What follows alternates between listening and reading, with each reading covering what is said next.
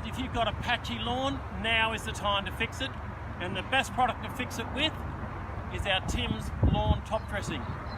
Have a look at this lawn. You can see that it's all got patches in it from the drought. What we're going to do is we're going to top dress it. But the secret is you don't want to bury the grass. The tips of the grass must still show through. Otherwise weeds will start to grow, and that's the last thing you want. So I'm just going to show you how to do it. I'm going to quickly cut it open.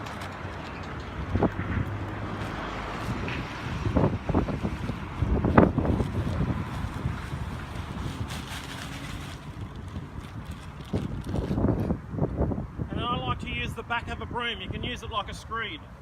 Watch what I do.